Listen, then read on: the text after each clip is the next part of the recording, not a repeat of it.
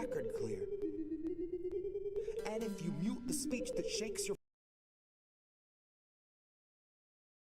continue down the stream in the direction clout and credit steers.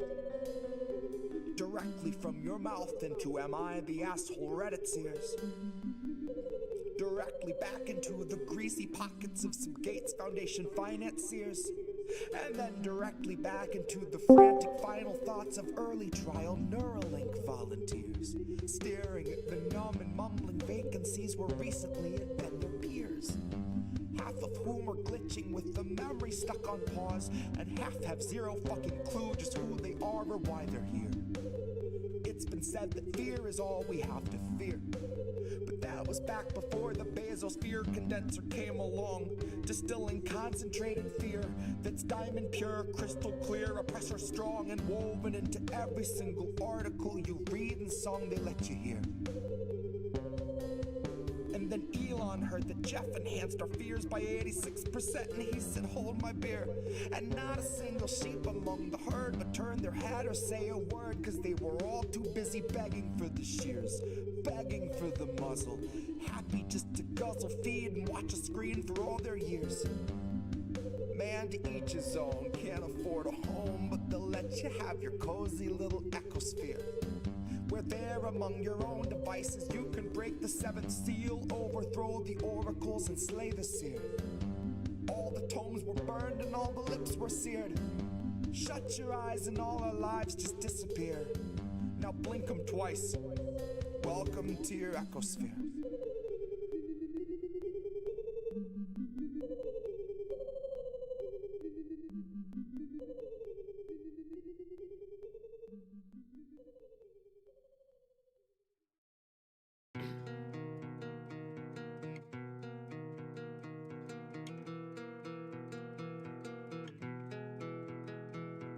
People, you don't think I see you crying in your cars, but I do. Sometimes I can feel it at a red light, someone at my side trying to muddle through. See them wiping their eyes in their rear view, like black hole sun in the sky, why the fuck won't you come when I need you? Well, this moment in time is as close as we'll be and as far as I'll meet you. Two windows in between us, new moon in the house of Venus. One stranger who sees you and reads your features knows that your alibi might be tight, but it's not quite leak-proof. So if you're sitting at the light and you're crying in your car, just know that I see you. And it's a 50-50 that I'm bloodshot, gun shy, once bitten, twice tried, ribs pried wide to the sky till I'm see-through. That's you, in case you don't recognize yourself.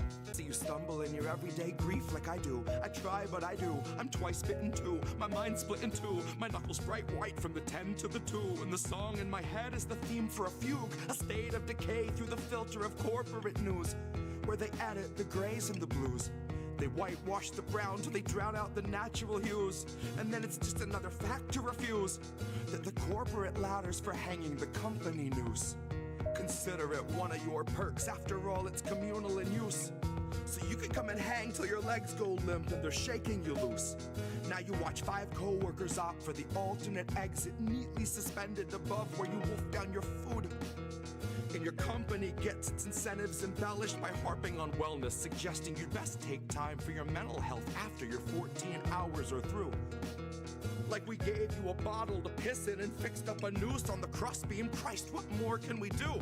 So if you struggle to breathe any moment that you aren't asleep, then remember, most of Americans fear for their savings, fear for their shelter, fear for their babies. You aren't the fringe of exception, but rather a perfect example of capital's rule. And you're far less alone than the ruling class tells you is true. You're far less alone than the ruling class tells you is true.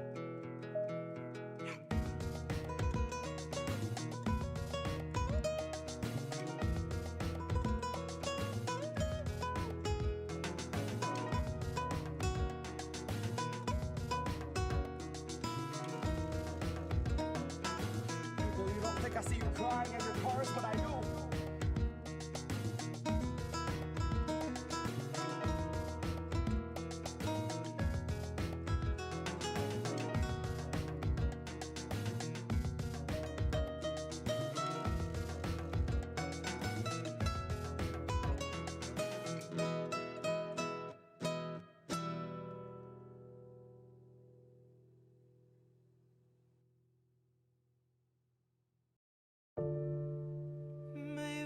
that's how it goes. We won't open our eyes, so we're the last ones to know. We're the last ones alive, kept our enemies close, wondered why we don't thrive, while we're grasping at ghosts, counting backwards from 5.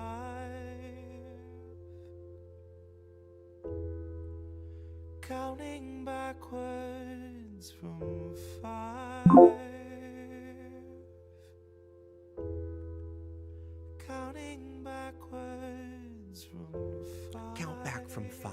The theater on fire, the cast on strike. The studio stock starts taking a dive. The contracts tossed and they're gone with the tide. The heads and execs, their hands are tied. We can't pump this dreck and treat you right. But what do you expect from the industry type who survive by the leeching of bodies and minds?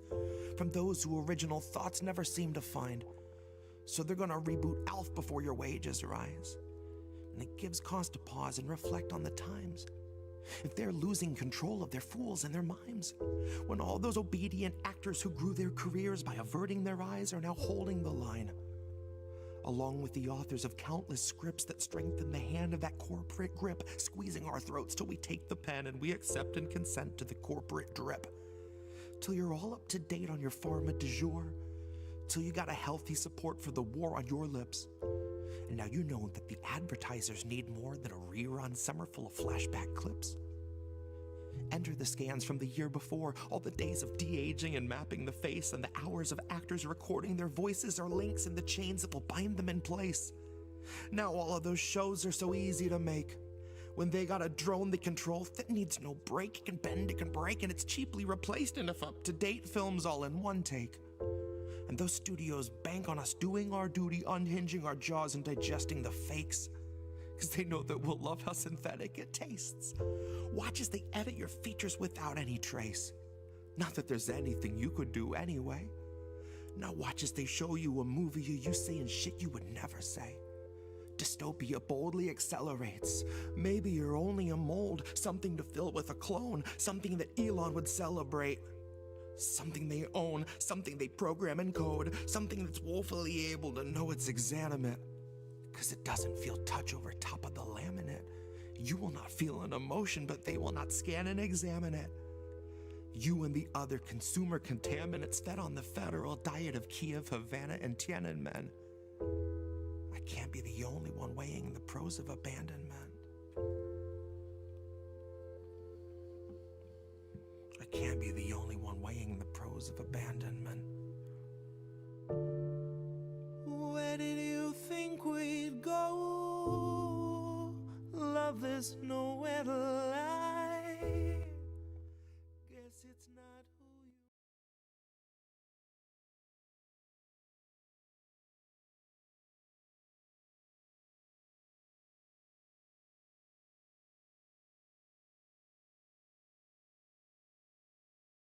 The record company.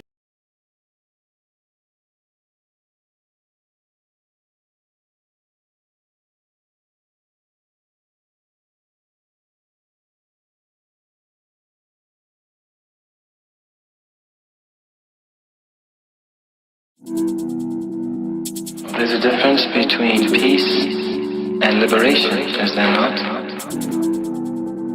You can have injustice and have peace. Isn't that correct? Have peace and be enslaved. Yes. So peace isn't the answer.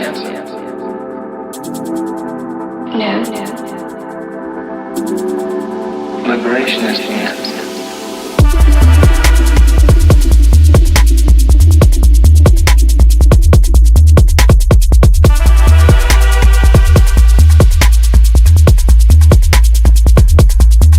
Liberation.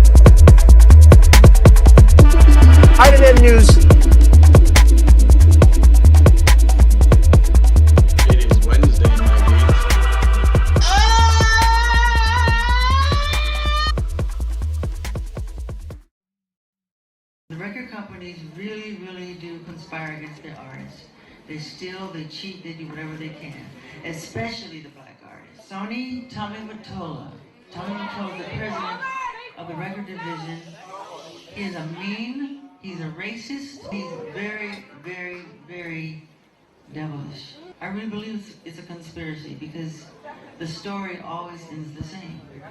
At the end of the story, it's not an accident. It's happened on purpose.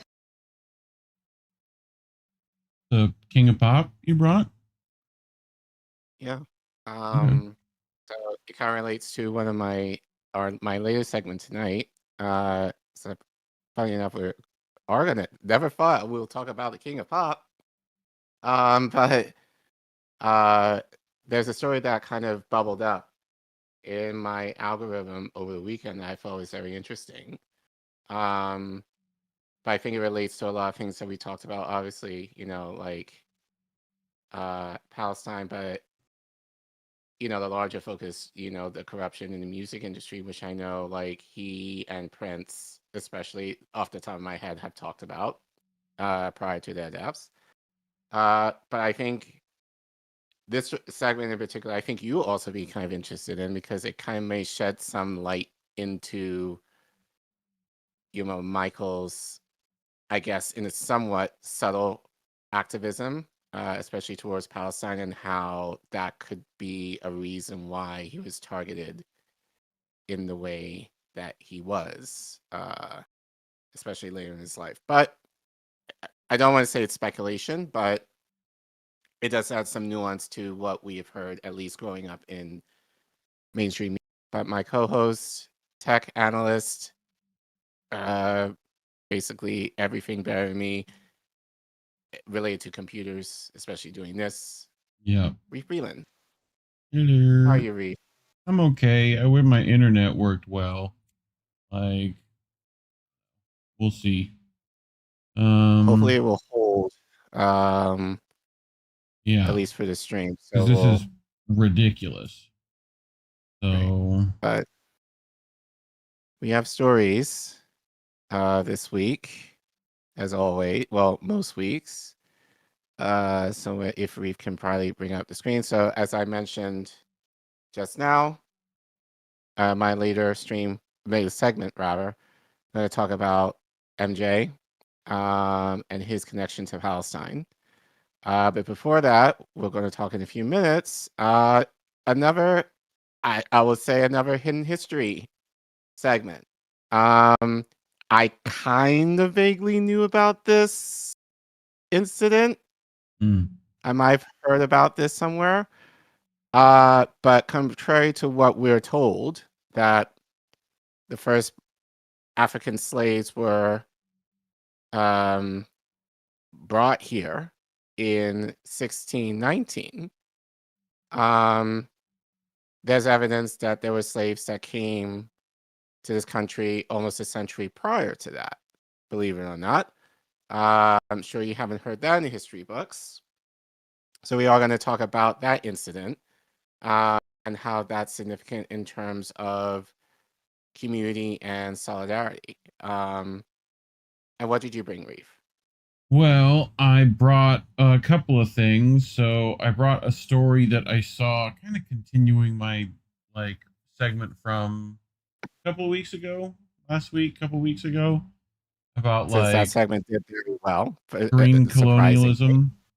Yeah. And it's just kind of continuation of Israel's use of fucking up nature to move people, Sure. So, but I brought that, and then I brought, on the other side of the globe, we've talked about the Strait of Hormuz frequently here.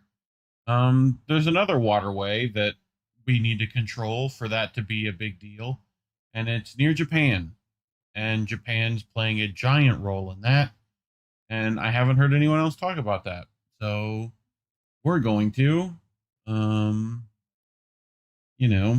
Japan's on its nonsense. So helping out, empire as it tends to do. But yeah. That's it. That's what I brought. Yeah. So So pretty much all you guys are here are regulars, so thank you for joining us. But for those of you who might be new who be watching the stream afterward, YouTube puts us in the belly of the algorithm because we do not push the stories or topics that they like, at least in terms of for their ad sponsors. So we do not get a lot of money. Well, people don't get a lot of money from YouTube at all unless you're really big. But we especially do not. And even if you do give through YouTube, which you can, they will take 30% of your money. So every dollar that you give, they'll take 30 cents. No thanks. So if you want to ensure that we're able to pay for the programming that we use to make this show, as well as all the other shows on the network, you can go to the Ko-fi link you see at the bottom of your screen, or you can scan the QR code if you use a smartphone. If you're in the YouTube chat and live, you can type in !donate and the Ko-fi link will pop up in the chat where you can click right there and you can give as much or as little as you want. $1 will help, So as we say every week, as much as we appreciate you giving and not inclined to give, we know times are hard right now, especially with gas. How much is gas by you, Reef, right now? Oh my god, dude. It was up to like $5, like not that long 5? ago. It was. So I can look I for you. think, here it's about 450. Yep. So, which is ridiculous. But Yeah, yeah, 460. we understand that. Yeah. So, So we know times are rough in these streets. So, as we always say, take care of yourselves, your neighbors, your families before you give to us. But that being said, if you have any extra money, we will gladly appreciate your support. If you give at any time, you'll make it on our wall. And all of our IVPs, especially who give a lot and consistently, will get their names highlighted, as well as have their name in the closing credits of the show, just as our small way of saying thank you. If you don't want to give through Ko-fi, you can give through Cash App, PayPal, Patreon, or Substack, especially if you want to give monthly. That will also be a help. And of course, the free way, if you cannot give, is to like, subscribe, and share our content. And you guys have been we had a spike of subs, I think, within the last 3 days. So I think right now we're about 60 subs away from 3K. Yep. I'll check later to get the exact amount. Like but you one guys have more been month. killing it. Yeah, so Pretty probably by much. the end of the month for sure. If we keep this up, we'll hit 3K. So thank you so much guys for that. And yeah, we love you. Appreciate you. All of you. Thank you. You ready for our first one? Yeah.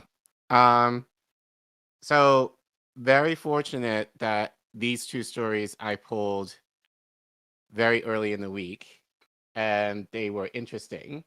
And this one especially was interesting given that I will count this as another hidden history segment. So I think even for you, Reef, will kind of appreciate this. So we've been, I wouldn't say propagandized, but we've been taught that the first African slaves were exploited to the United States over 400 years ago. Landed in Virginia and all the things. So we know that history. Well, as I said earlier, there's proof that there were African slaves that were brought to the U.S. about almost 100 years prior to that, which, as I said, I kind of vaguely knew, but not entirely. Right. But I'm sure most of the masses in this country or in the world would not necessarily know. So I'd like to share this story. So this is from Truthout. Jesse Hagopian, I'm sorry if I pronounced your name wrong, wrote this op-ed. He's connected to the Zen Project, which is a project that I'm familiar with DC. They're a group that, they're a group that works on they're a history-based group, but they work in trying to bring more diverse cultures and histories to schools, apart from the narratives that that are stereotypically white Yep. and stereotypically of the view of the oppressors. So, so they do that work. I don't. They do that work throughout the country, but I know them. I know a few people from DC who are also involved in that project. But Jesse writes, 500-year-old slave revolt of 1526 redefines freedom as U.S. turns 250. So yeah, let's get into this revolt that no one knows about. So with a single sheet of parchment and 56 signatures, America began the greatest political journey in human history, declared Donald Trump, announcing the nation's upcoming 250th anniversary. Under Trump's direction, a sweeping federal initiative, branded as both America 250 and the Freedom 250 campaign, has launched a full year of patriotic programming. The Salute to America 250 Task Force promises nationwide festivities, public-private partnerships, classroom materials, and civic rituals designed to ensure that, as Trump put it, our youth will be taught to love America with all of their heart and all of their soul, not to inquire about the nation's origin, not to question the contradiction of those who declared liberty for all while organizing one of the largest systems of human bondage ever created, but rather to eternalize devotion. The message is unmistakable rather. Freedom began 250 years ago. The meaning is clear. The story of the U.S. is a story of freedom unfolding.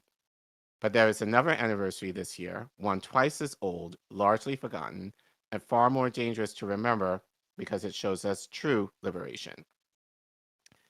In 1526, long before the more renowned dates that anchor the nation's story of 1619 and 1776, enslaved Africans rose up and freed themselves on the land that would eventually become the United States.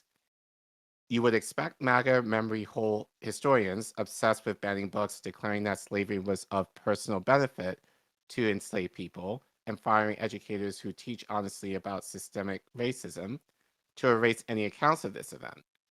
What is more troubling is how rarely it appears in mainstream history books or even in spaces committed to truth-telling, among educators and even within movements for Black liberation, viewing the earliest act of resistance of the enslavement of Africans on this land.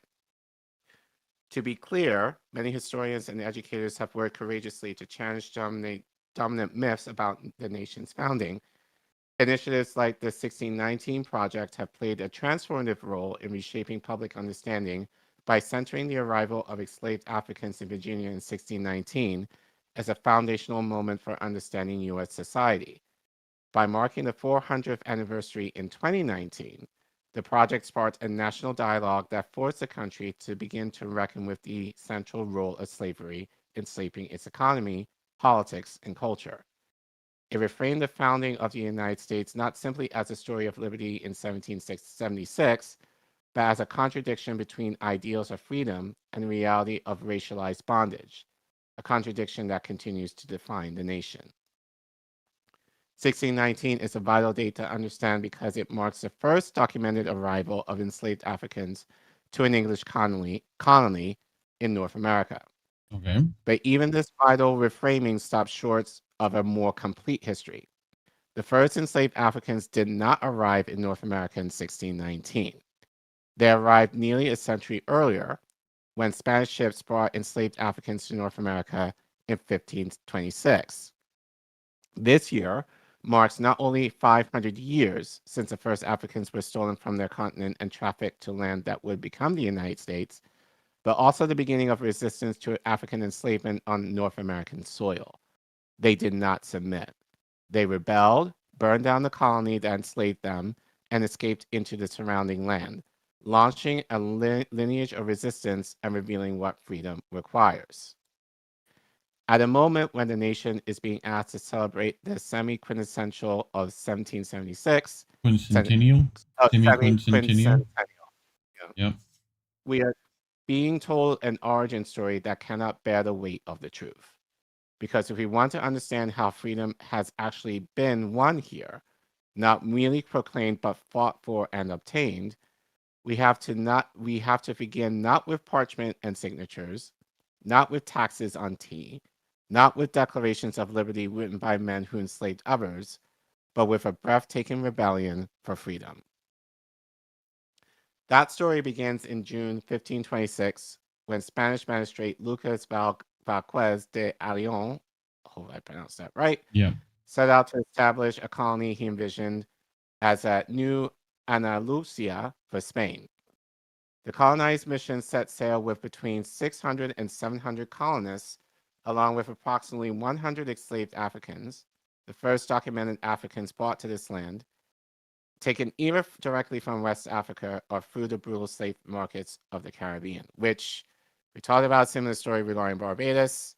I think had to be last summer, where we mentioned that it was very common that slaves were basically transported between the Caribbean and in the United States, especially in terms of, crops and all that kind of stuff. Well, profit. Cynic, in the chat, is it Ajon? Because it's like from Soy de España? Can't remember. Colombians do the same thing, but like the double L, like depending on what Spanish dialect that double L changes. Like it might be Jean. Jean. I mean, it might even have the "in" on it if it's from Spain. Right. But Angel, I don't in know. the chat, let us know. Although if, I don't if think you know. Yeah. Yeah, Boricua and Spanish be different, dude. We don't give a fuck. It ain't it's not even close to shit anymore. Like, right. It's fucking different, dog. The settlers established a colony of San Miguel de Gualape, likely near the Petey River in present-day South Carolina. On September 19th in the Julian calendar, or October 8th in the Gregorian calendar, the Spanish formally founded the colony. But within weeks, the situation unraveled. Of course it did. From the beginning, the colony was marked by crisis. Extreme heat, disease, food shortages, and escalating tensions with local indigenous peoples pushed the settlement toward collapse. In mid to late October 1526, enslaved Africans carried out the first recorded rebellion against slavery in what would become the United States. Drawing on the account of Spanish chronicler Gonzago Fernandez de Oviedo, historian Paul E. Hoffman notes that some of the black slaves set fire to Doncel's house. They had their reasons. The chronicler does not explain those reasons. He doesn't have to. The reason was freedom. They burned the colonists' homes and fled into the surrounding landscape. What happened next is not fully documented, but historians point to a likely possibility that the escaped Africans found refuge among nearby indigenous communities. And this is where was this at? North Carolina? Okay. Supposedly. Yeah. According to historian and anthropologist Guy E. Cameron, escaped Africans had nowhere else to turn but to the Sakuri, referring to one of the local indigenous peoples. Yeah. He notes that once the language barrier was overcome, they could and would inform them what to expect from the Europeans. Drawing on what is known about indigenous societies at the time, he argues there is little reason to believe they would have turned away. Rather, they likely would have been met with care and incorporation, communities that would have provided sustenance and weather-appropriate clothing, and in many cases would absorb as many of the Africans as they could without negatively impacting the group. The archival record remains fragmentary, but what emerges is profound.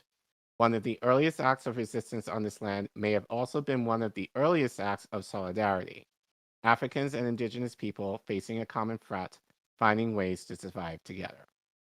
Just days after the rebellion began, Ajon died on October 18th, on the day of the Feast of St. Luke, a holiday associated with healing, as if his own faith stood in judgment of the violence he had wrought. By November, the surviving Spanish settlers, fewer than 150, abandoned the colony and fled back to Hispaniola, which is current-day Haiti and Dominican Republic. Correct. The Africans who escaped were never recaptured. This rebellion, 250 years before the Declaration of Independence, reminds us that the first cries of freedom on this land did not come from men in powdered wigs, but from Africans and indigenous peoples fighting back from the very beginning. Historian William Lawrence Katz, in Black Indians, A Hidden Heritage, described the significance of the 1526 rebellion. The story of this new community shows that our vaunted democracy did not march into the wilderness with buckled shoes and British accents, he wrote. Rather, it was dancing around fireplaces in South Carolina, wrapped in dry animal skins and singing African and native songs before the British arrived. The Black Indians of the PD River became the first colony on this continent to practice the belief that all people, newcomer and native, are created equal and entitled to life, liberty, and the pursuit of happiness. The story of 1526 is not peripheral. It is the central story we are taught not to see. Because the rebellion of 1526 was not an aberration, it was an early expression of a pattern that would repeat across centuries. Across the Americas, self-emancipated Africans formed maroon communities, building independent societies beyond the reach of slavery. In Florida, Black freedom seekers forged alliances with indigenous nations in the Seminole Resistance, creating multiracial communities that defied both enslavement and colonization. In 1739, the Stono Rebellion shook South Carolina. In 1811, the German Coast Uprising, the largest revolt of enslaved people in U.S. history, saw hundreds march towards New Orleans in a bid for freedom. In 1831, the revolt led by Nat Turner sent shockwaves through Virginia. At the same time, thousands resisted through flight, organizing networks like the Underground Railroad to escape bondage. During the Civil War, this resistance reached a turning point. As W.E.B. Du Bois argued in Black Reconstruction, enslaved Black people carried out a general strike against slavery, refusing to labor, fleeing plantations, and joining Union lines by the hundreds of thousands.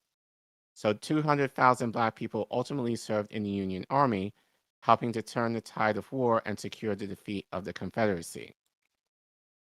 From Reconstruction to the Civil Rights Movement, and into present-day struggles for indigenous sovereignty and Black liberation, the lesson has remained the same. Freedom is never given. It is only ever won through collective struggle. That is why this history has been hidden for so long.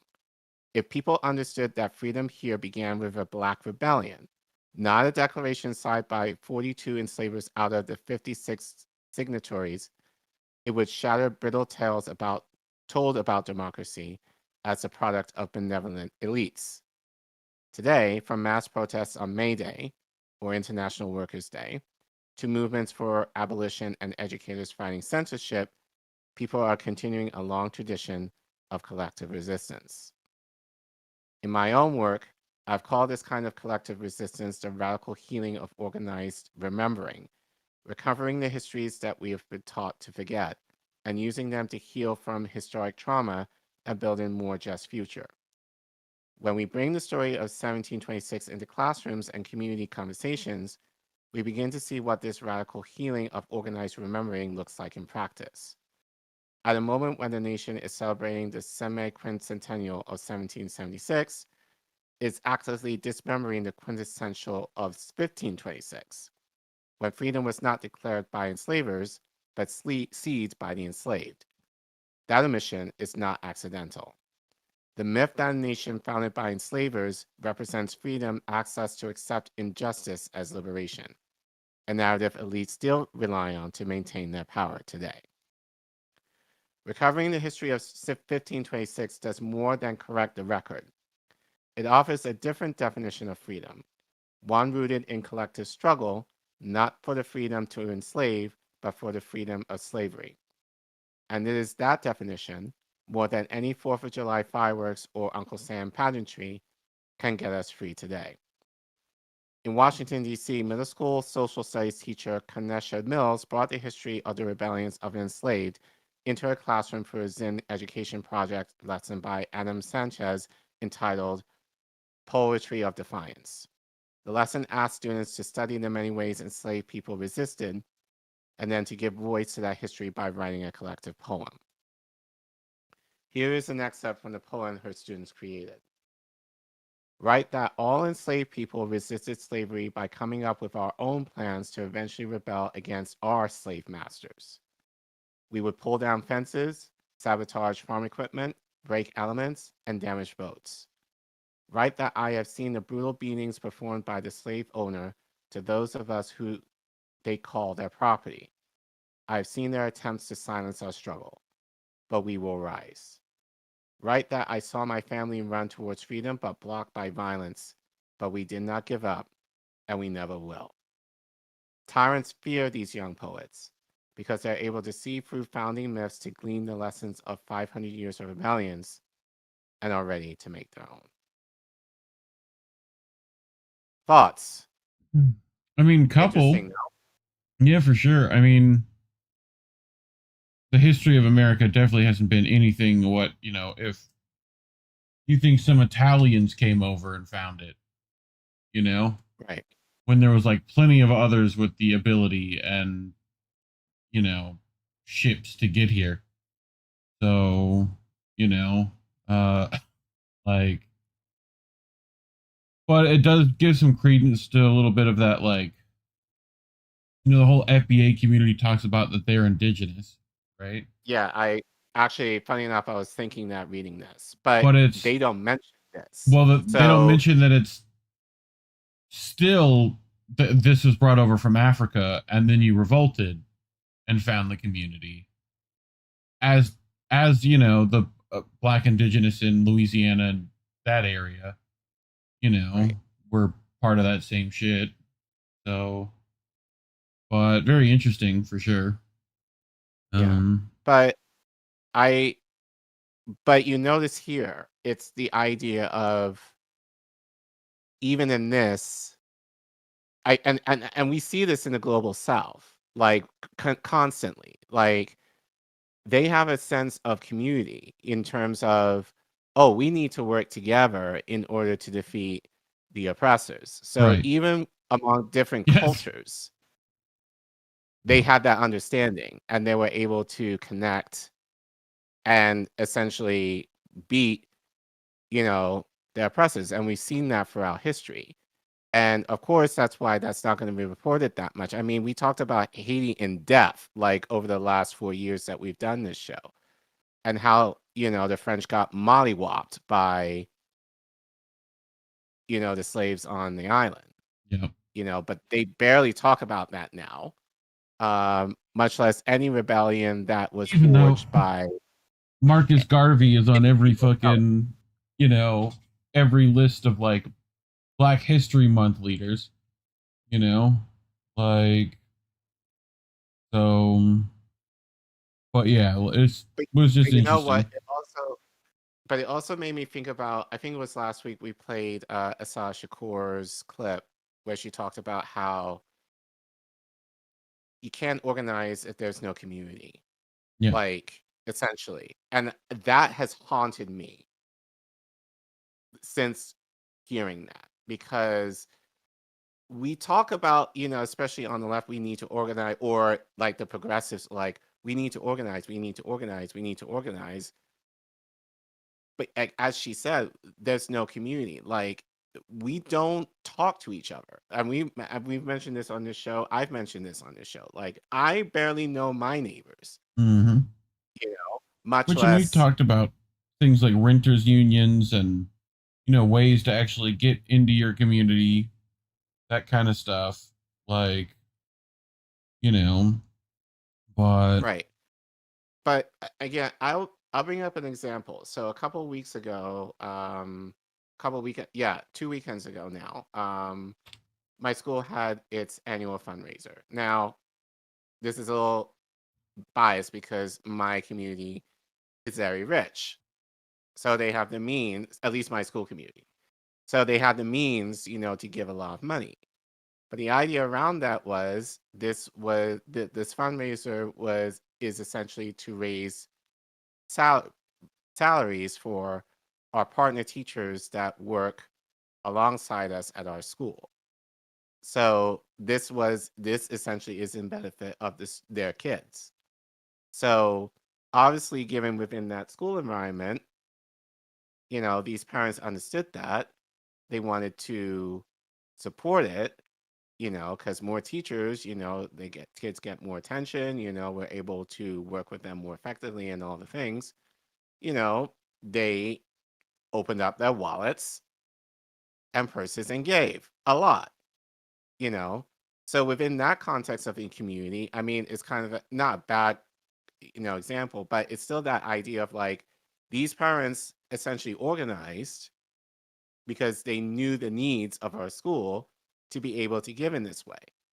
So could you imagine if there were, and especially people who are with means, connected with people who didn't have means and understood their stories, that when it comes time to, like, especially now in the midst of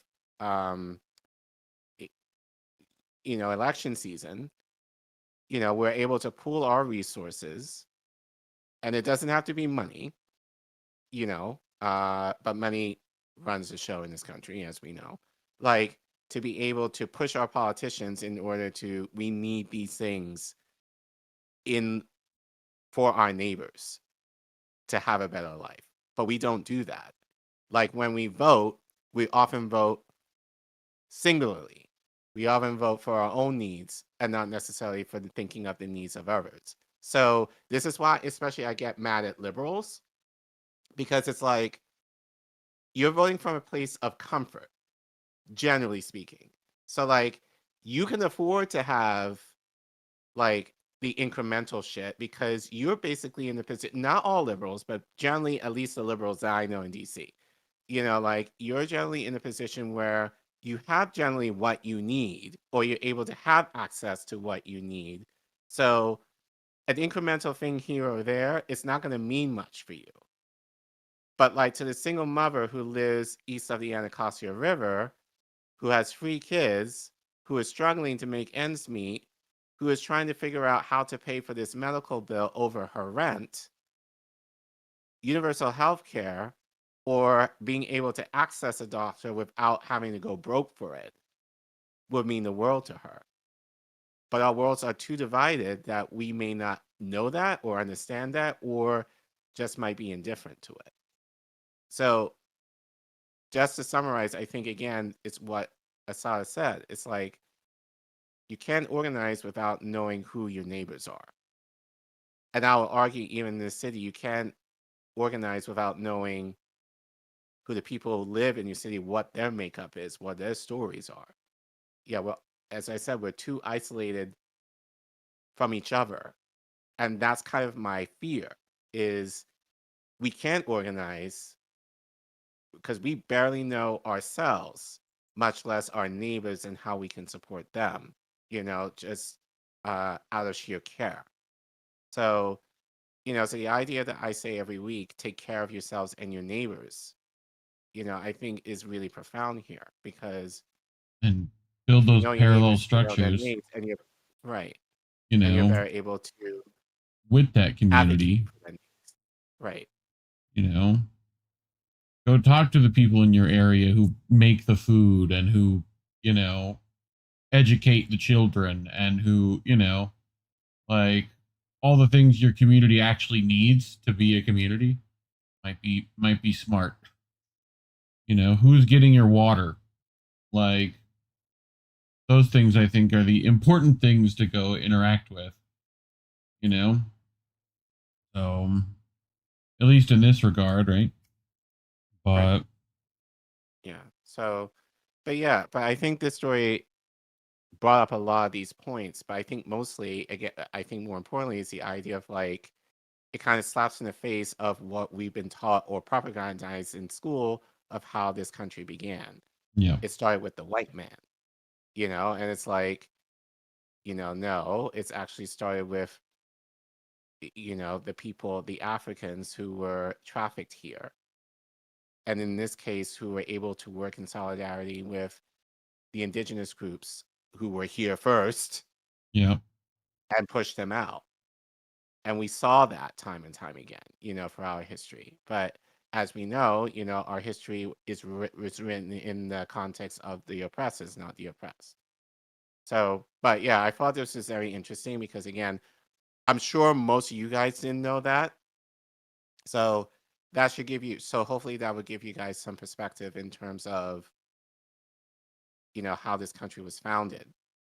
Also it wasn't founded by the British. It was founded by Spanish Yep. people first. So, which again, if you know your history, you can kind of that'll kind of make sense to you. But yeah, again, kind of another hidden history segment. And talking about stories like these is why YouTube pushes us in the algorithm. Then again, this story might do well. Who knows? But if you want to support us financially, to be able to talk about stories like these, you can scan the QR code you see on your screen, or you can go to the Ko-fi link you see at the bottom of your screen. And if you're in the YouTube chat and live, you can type in ! donate, all one word, and the Ko-fi link will pop up, and you can click on it and give us as much as you want.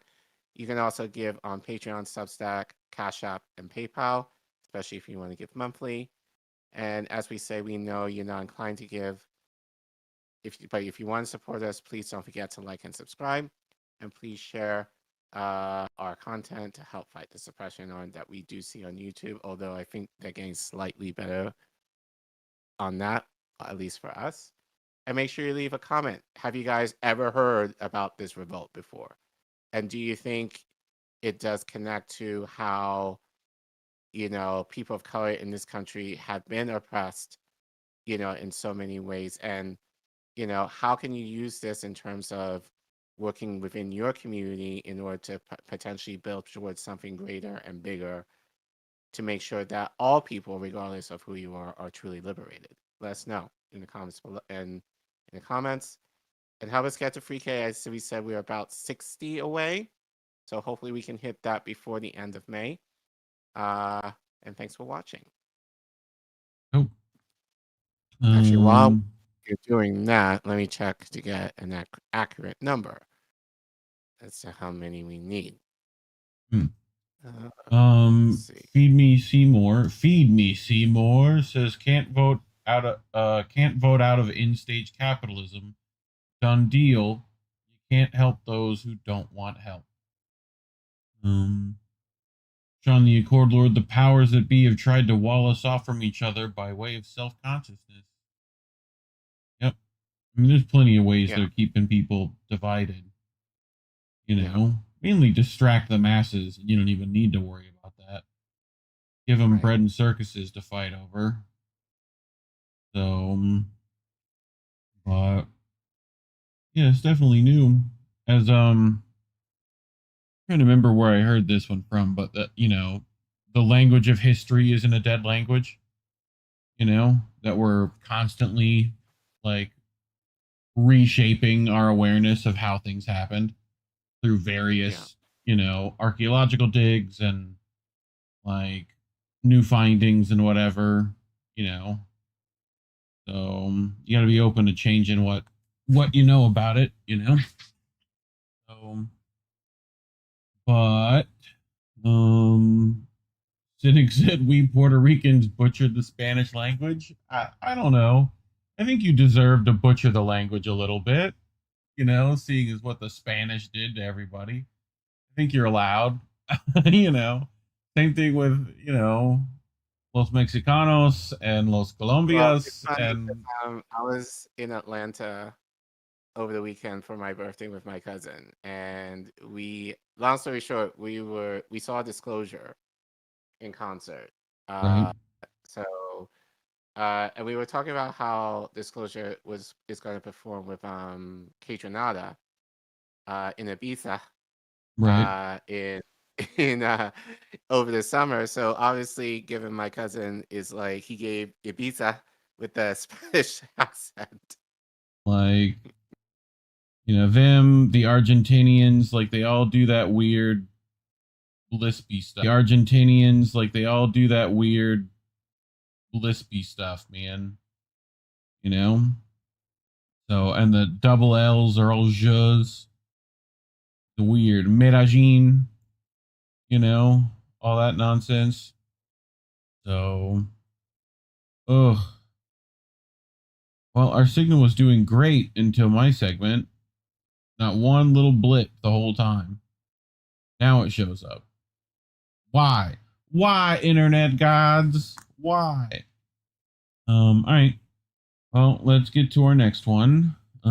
So, Collin, last week we talked about green genocide, right? Colonialism specifically. 2 weeks ago. 2 weeks ago, that was it. We talked about Israel planting a bunch of pine trees that are now dying, right? Correct. Like, so we're going to continue a bit of their like natural disaster causation.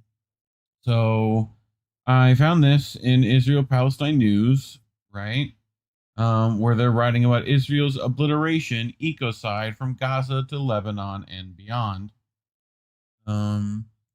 So Israeli military aggression has reshaped both the physical and ecological landscape of southern Lebanon, which, as you know, they're pretty much saying they're going to do the Gaza plan there, right? It's going to be Gaza 2.0 for them. So, according to the Lebanese report, which does not consider the impacts of Israel's latest barrage of attacks this spring, in her foreword, Lebanon's Minister for the Environment, Tamara El-Zine, notes the scale and intentionality of the damage to forests, agricultural lands, marine ecosystems, water resources, and atmospheric quality constitute what must be recognized as an act of ecocide, with consequences that extend far beyond immediate destruction. I also recommend going to look at Marwa Osman has an article. I'll try to get in the description when I remember, about them messing with water resources in Lebanon. So feel free to go check that out. But released by the country's National Council for Scientific Research and presented by the Environment Ministry, the report accuses Israel of ecocide during the 2023-2024 war and subsequent escalations. It frames environmental destruction not as incidental collateral damage, but as a systemic transformation of ecosystems. Key findings are damning. They include 5,000 hectares of forest gone, massive agricultural losses, 108 million direct infrastructure damage, much larger indirect losses, soil contamination, including high phosphorus levels, air pollution from repeated strike cycles, and destruction of orchards and irrigation systems, to name a few. Minister El-Zine characterizes this as intentional ecological destruction affecting food systems, public health, and the long-term viability of southern Lebanon's rural economy. International reporting on the same dossier highlights an estimated total damage burden of over $25 billion when recovery costs and economic losses are included. The figure is a combined total from the assessments by the Lebanese report and the World Bank Rapid Damage and Needs Assessment.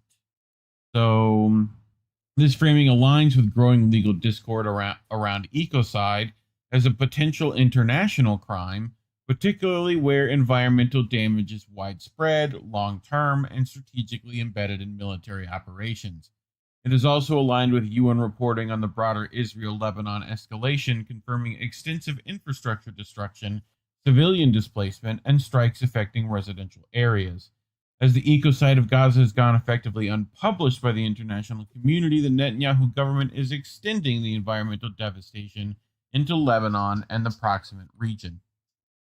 The obliteration doctrine, related commentaries, and experts, I define this doctrine as the lethal mix of scorched earth policy, collective punishment, and civilian victimization, coupled with massive indiscriminate bombardment and systemic use of artificial intelligence.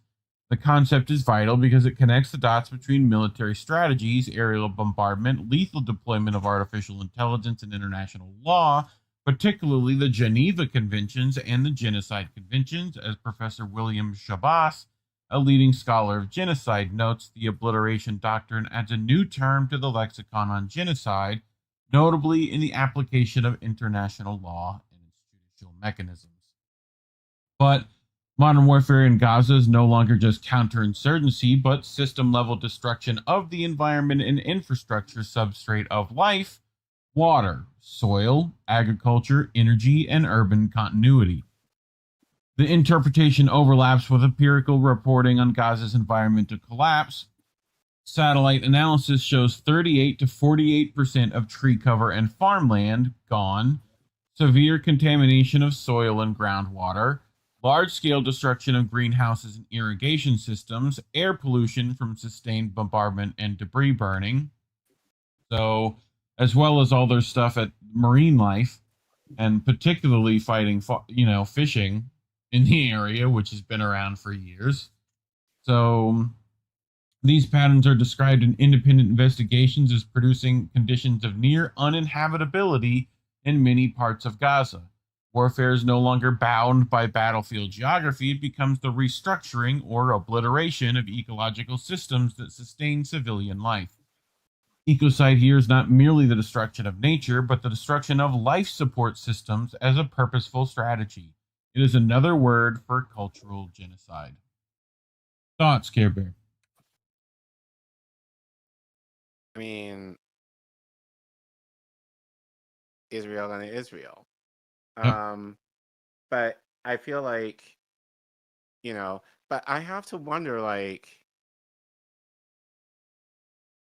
why would they go so far in terms of naturally, well, not naturally, but using natural resources to wreck the land, especially if they want to take it over? Like, Yeah. that I don't quite get. Like, same thing with Gaza. Like, why, like, I don't know that science, but it's like you're essentially trying to make it into, you're making it the Greater Israel Project. Like, it would be more beneficial to you to actually have the land somewhat sustainable, that you're able to produce on it. No, it's salting Like, the earth, practically. You're Right. hoping that That's exactly my point. Like, you'll you'll hold on to it polluting long enough to You're fix it. polluting.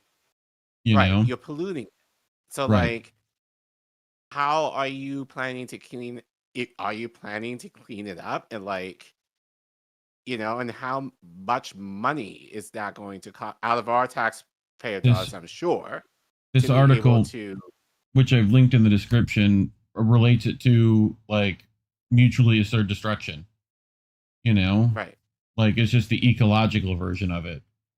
So, I mean, they also mentioned that it's like Lebanon and Gaza are like practically now in the same problem, right? Mhm. They international media reports that Israel is applying a Gaza playbook in Lebanon, right? All these destruction of orchards, olive groves, like stuff we've seen from the Nakba to now. So, it's just going to continue till the rest of Greater Israel, right? So, which, like, that's a large portion of land that if you plan on doing this, like, that may not be environmentally fixable, Right. So, we'll see. I mean, the land's going to figure it out one way or another, but, it's not going to be good. It might not be for the humans who live on it, if there are any left, Yeah. So, not good. But we'll keep an eye on it for sure. I'm sure there'll be documents of their nonsense for a while. So, but anything else you wanted to add? No, again, it just doesn't make sense to me. Again, I don't know that science, but Yeah. as to why they're essentially trying to destroy the land to the point where of no return. Like, at least that's what it looks like to me. You can't grow anything on it. You can, like, it's toxic. So, like, what use is that going to be, especially if you're trying to take it over? That I don't quite understand. Yep. Well, and when Let us know in the chat if you have that understanding or not. But I don't quite get it. We've talked about for years that there's going to be war over water and natural resources. Guess what? Right. We're here. So, right. The article finishes, what happens in Gaza won't stay in Gaza. What happens in Lebanon won't stay in Lebanon. the stage is being set for obliteration ecocides wherever they are seen as effective necessities. Ecological systems are now central to both the conduct and consequences of war. So, I know not the nicest words to end on, but it's certainly why YouTube shadow bans our channel to hell, talking about stories like these. So if you want to give to us without Google taking 30% of your money, you can go to ko-fi.com/Indie News Network, ko-fi.com/Indie News Network, or scan that QR code on your screen. Links are always in the description as well. And just like and subscribe. We're almost at 3K. We're like, what was it? 60 away? 53. Something like that. 53 away. So hit that little sub button. We appreciate it very much. And thanks for watching. Ew, we did it. Yay.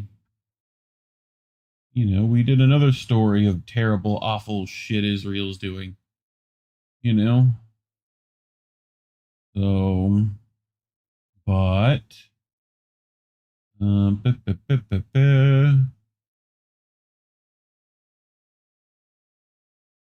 Accord Lord, bro, imagine the amount of chemicals from bullets, tanks, missiles, etc. I can only imagine. We've talked about, like, when we were using, like, depleted uranium rounds and stuff, right?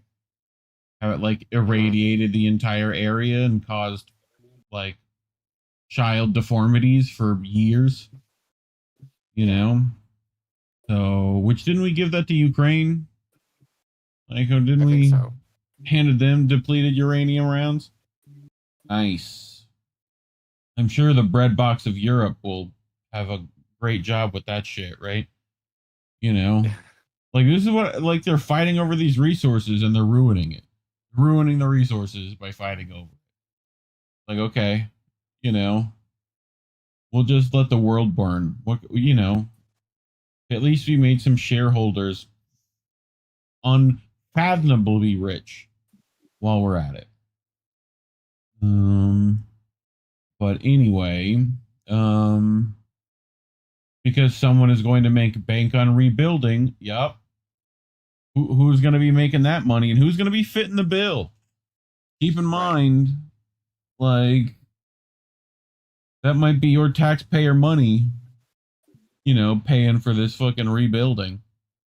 So, Accord Lord Dick Cheney laid the blueprint. Yep. Make the entity non again. Sure.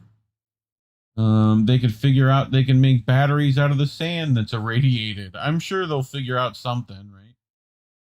You know. But anyway, you ready for the next one? I am. This one might be interesting to a lot of y'all. So we're going to talk about Michael Jackson. Never thought I would say those words on this show.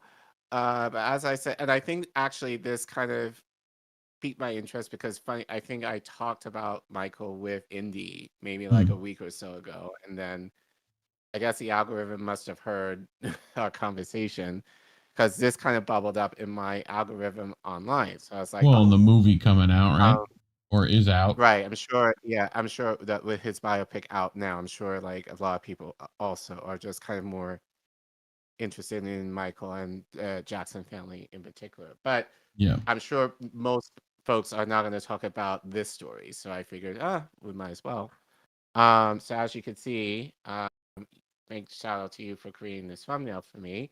Michael in front of the Palestinian flag. What do you mean by that, Collin? You asked. So apparently,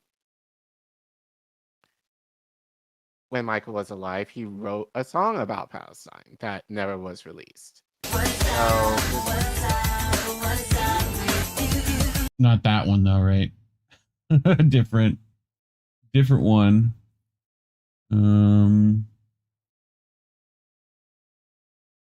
Different song. What is the song? I forget the song.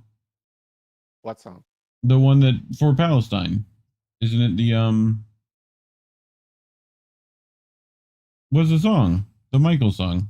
Well, by him? Yeah. He His didn't song. release it. That's the thing. He Okay. never released it.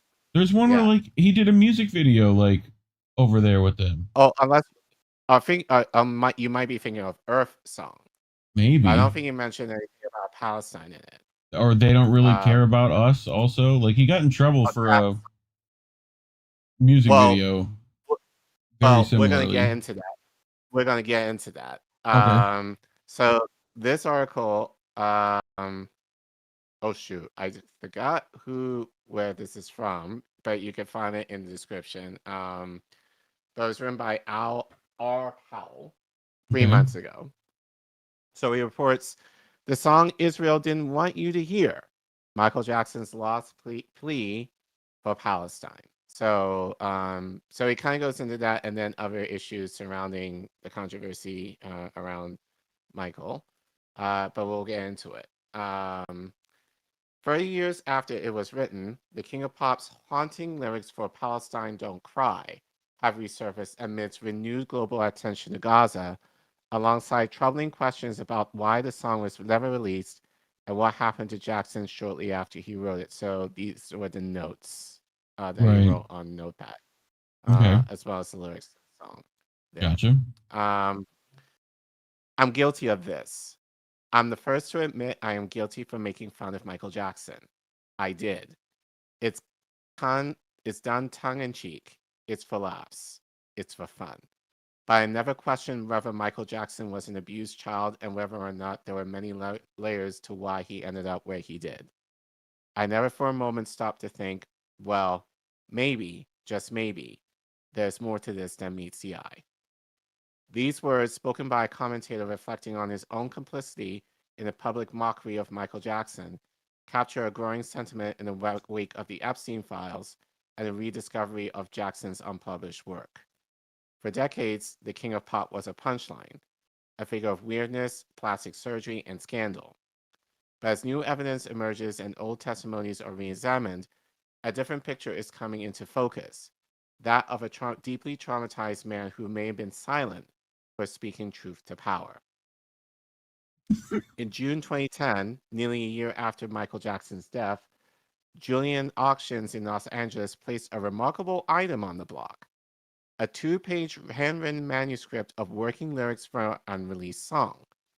Written in black pen on British Airways Concorde stationery, the document bore Jackson's unmistakable handwriting and a title that will later spark intense debate: Palestine. The auction house estimated the lot at just $600 to $800, a modest sum for a piece of pop cultural history that would eventually be recognized as one of Jackson's most politically charged compositions. But at the time, few understood what they were looking at. So, so there is an AI version of this. We're not going to play it for copyright. But I am going to read some of the lyrics to y'all. So the lyrics, dating from 1993, reveal a deeply empathetic meditation of Palestinian suffering. And as I said, you can watch the AI video if you're interested. It's linked in the description. But here's the first verse and the chorus of this song. See the plains of the days of old, just a century ago, where stories of peace were told, of how Galilee ran through the Jordan River. What remains are cold tales of war, of the deaf and dying, bombshells are flying, bodies multiplying, see the children crying. I will pray for you, O Palestine. O Palestine, I will carry you, O Palestine, Palestine. Just months after writing these words, Michael Jackson traveled to the region. In September 1993, he arrived in Tel Aviv as part of his Dangerous World Tour, performing 2 concerts at Marcon Park for crowds estimated between 70,000 and 100,000 fans.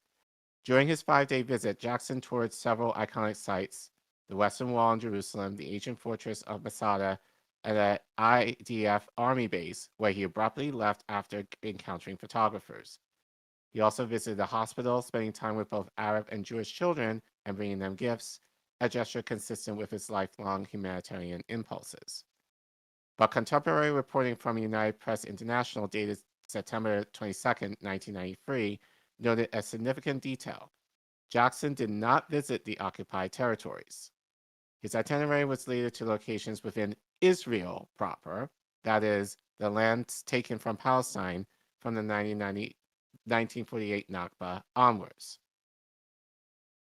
Just months after penning his heartfelt plea for Palestine, Michael Jackson arrived in Israel in September 1993 for what would be his first and only visit to the region. His week-long trip was a mix of massive public performances, quiet humanitarian gestures, and the intense media scrutiny that had begun to follow him following the child molestation allegations filed early in the year.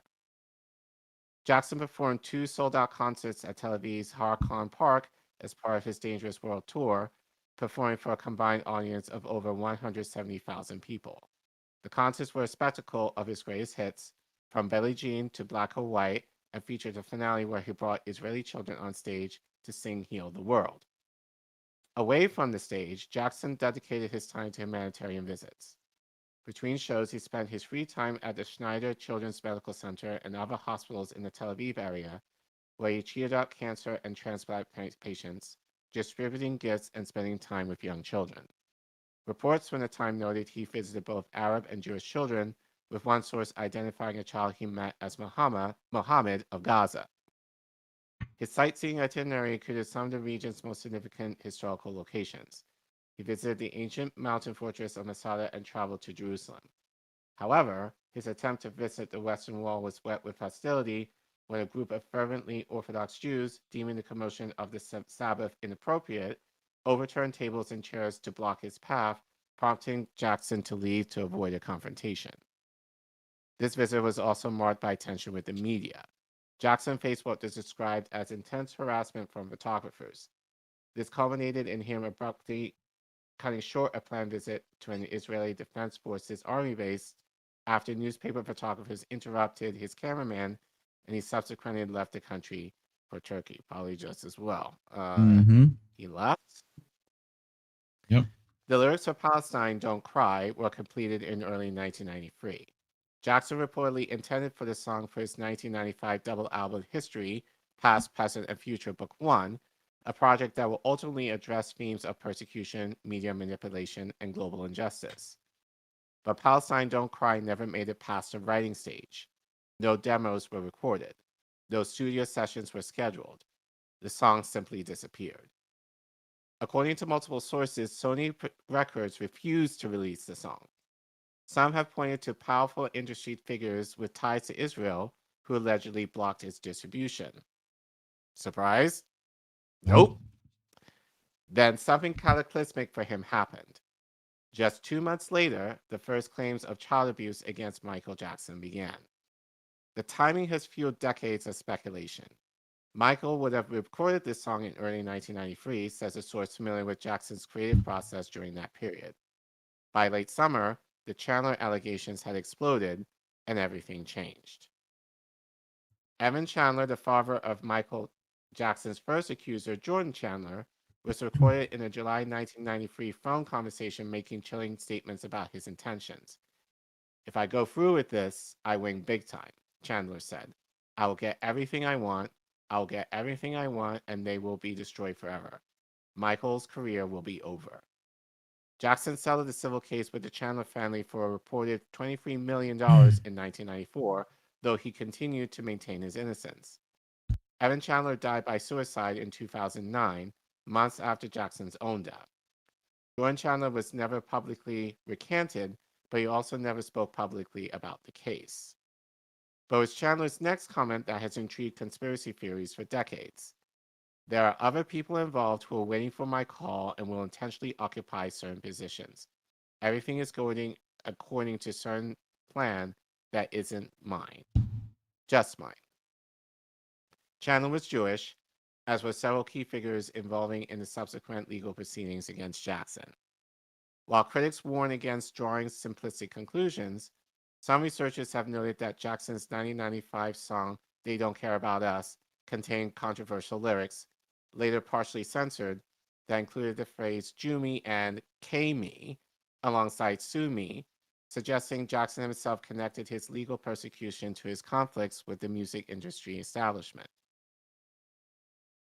Perhaps the darkest twist in the story involves Jackson's own sister, LaToya. In the midst of the 1993 scandal, LaToya held a press conference in Tel Aviv, Israel, where she publicly stated that she believed her brother was a pedo who had committed crimes against children. The statement made international headlines and seemed to confirm the worst suspicions about the King of Pop. But years later, in 2011, LaToya revealed a very different truth. She confessed that her then husband and manager, Jack Gordon, had been physically abusive and had forced her to make those statements against her will. Gordon, she said, controlled her every move and compelled her to betray her brother as part of a coordinated attack. Gordon, who died in 2005, was never able to be questioned about these allegations. Of course. But LaToya's recantation adds another layer to the narrative of a carefully orchestrated campaign to destroy Michael Jackson's reputation. It's worth noting that Jack Gordon was born to Jewish parents. His father, Abraham Gordon, was a Jewish immigrant from Russia, and his mother, Faye Stein, was an Illinois native of Jewish heritage. Gordon, who had also used the aliases Samuel Isaac Gordon and Clifford William Johnson, had a criminal record including a bribery conviction and documented associations with organized crime figures. According to LaToya, Gordon threatened to have Michael and Janet killed if she did not follow his orders during the 1993 press conference. Jesus. Following the 1993 allegations and the subsequent damage to his career, Jackson's public rehabilitation took a peculiar turn. He began appearing with our favorite rabbi, Fucking Shmuley. And funny enough, I damn it. remember this. I do remember this, like, because I had to been about 13 at the time this was going on, but I do remember Shmuley in the midst of all this then, who became his spiritual advisor. For those who believe Jackson was targeted by powerful industry interests, this relationship represented something more sinister than spiritual guidance. Yeah. When you see someone of incredible prominence who has been taken down several pegs and is now being placed in a position where they have to do everything they can to salvage their reputation, especially if you insult the wrong community, this is the person that they're going to stick you with, one commenter observed. The implication is clear. Jackson, having crossed the line with his pro-Palestinian lyrics, was forced to make amends by associating with figures who can demonstrate his rehabilitation to the very interests he had offended. So actually, this kind of brings in to light, Shmuley and his connections to political figures. Yeah. I mean, Jesus Christ. Yeah. How have I not heard of this? How have I not heard of this nonsense? Like, well, as I said, I've heard, I knew of this, but obviously, given what I know now, obviously, given at the time I was a teenager, it didn't think of anything at the time. Fucking, obviously, knowing, like, Rabbi Dildo Salesman himself was the spiritual advisor. What, he give him fucking red bracelets too? Like, he fucking got him right into Kabbalah, did he? What are we fucking... Jesus Christ. Ugh. But anyway, go on. It gets really serious. Another chilling piece of evidence is in the Jackson saga. It's a phone call from the night before his death on June 25th, 2009. In the recording, Jackson can be heard saying, "Maybe a group of people don't want to get rid of me. They could frame me and say I overdosed on drugs. They could frame me and say I overdosed on drugs." The words, just spoken hours before his death from a lethal dose of propofol administered by Dr. Conrad Murray, had taken on a prophetic quality. For those who believe Jackson was silenced, the call is proof that he knew that he was in danger, and his death was no accident. Dr. Murray was convicted of involuntary manslaughter and served 2 years in prison. But questions have never fully subsided about whether others were involved in ensuring that Michael Jackson, who had become a liability to powerful interests, would no longer be a problem. Throughout his life and death, a chorus of child stars who knew Jackson intimately have maintained his innocence. Macaulay Culkin, perhaps Jackson's most famous young friend, has been unwavering in his defense for over 20 years. In multiple interviews, he has described their relationship as a normal friendship between two. Also, it's almost easy to try and say, oh, it was like weird or whatever. But it wasn't. He was the kind of person who had been through the exact same freaking thing and wanted to make sure that I wasn't alone. Corey Feldman has gone further, alleging that law enforcement was more interested in building a case against Jackson than in investigating actual abusers. So, again, sound familiar? Yep. I told them he is not that guy, Feldman said in his 1993 interview with the Santa Barbara Police Department. He claims he gave them the names of the men who had molested him and his friend Corey Haim. All they cared about was trying to find something on Michael Jackson, who is innocent. Feldman's frustration has only grown over the decades. There were 4 FBI agents waiting for me, he recalled. They asked all these what do you think I'm going to do? Tell you that Michael did something so bad so that we can sue him for money? That man did nothing but be hospitable, kind, loving, giving, everything you can think of. Carter, who later named his son Prince after Jackson, was found dead in 2022. His testimony stands as a final powerful defense of the man he considered a friend. Okay, so now we're going to get into a little bit more of the ugly. When the Department of Justice released over 300,000 pages of documents related to Jeffrey Epstein in December of 2025, Jackson's name appeared, but not in the way his detractors might have expected. Multiple news outlets confirmed that while Jackson's name was mentioned in the files, there was no evidence that he engaged in any wrongdoing. In fact, a detail emerged that painted a very different picture. According to reports, during a visit to Epstein's Palm Beach home, a minor was offered to give Jackson a massage. Jackson reportedly refused, preventing the child from being subjected to what would be likely have been abuse. This detail has fueled a theory that Jackson was not only innocent of the charges against him, but actively worked to shield children from the very predators who would later be exposed. A photo of Jackson with Epstein, long held up as evidence of a connection, was explained by Jackson's former bodyguard Matt Fiddles as an innocent encounter during a 2002 to 2003 house hunting trip at a time when Epstein's crimes were not yet public knowledge. We never even knew who Epstein was, Fiddles said. He was not famous then. He, like other house owners we viewed that week, wanted a picture with Michael. Michael would always be polite to everyone he meets. Another photo which showed Jackson with Bill Clinton and Diana Ross with 3 faces redacted sparked immediate speculation that the blacked out individuals were Epstein victims. The truth quickly uncovered was that the redacted faces belonged to Jackson's children, Prince and Paris and Diana Ross's son, Evan Ross, all photographed at a public 2002 Democratic fundraiser at the Apollo Theater. The incident sparked criticism of how the document release was handled, which I know other channels have talked about, with some accusing officials of deliberately creating misleading impressions. Central to the narrative of Jackson's persecution is his bitter feud with Tommy Mottola, the powerful head of Sony Music. In a 2000 speech, as we played in our cold open tonight, Jackson publicly labeled Mottola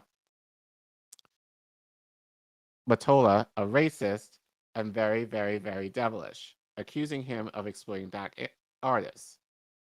You don't really care about us, Jackson sang in his 1995 track, They Don't Care About Us, a line that defenders now interpret as a direct warning about the industry's indifference to artist welfare.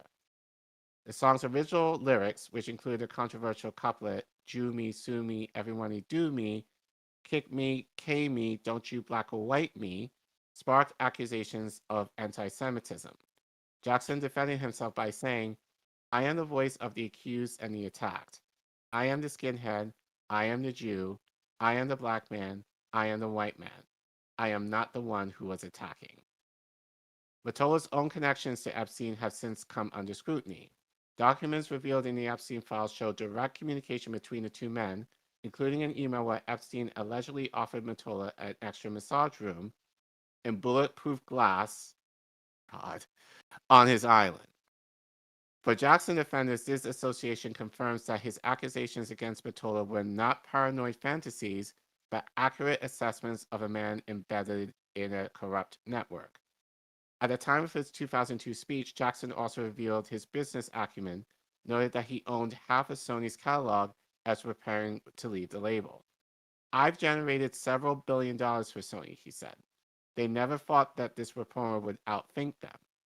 They're very angry at me because of it, but I just did good business. Okay. At some point during his later years, a leaked phone recording captured Jackson expressing deep frustration with those who believed were targeting him. So tired of it. They start out the most popular person in the world, make a lot of money, and everything ends up with meaningless conspiracy. The Jews do it on purpose. The comments, which surfaced without context, were quickly labeled anti-Semitic. But for those familiar with this full scope of Jackson's battles with Sony, with the accusers and their families, with an industry he believed was controlled by a small group of powerful figures, the rant represented a man at the end of his rope, lashing out at those who felt had destroyed him.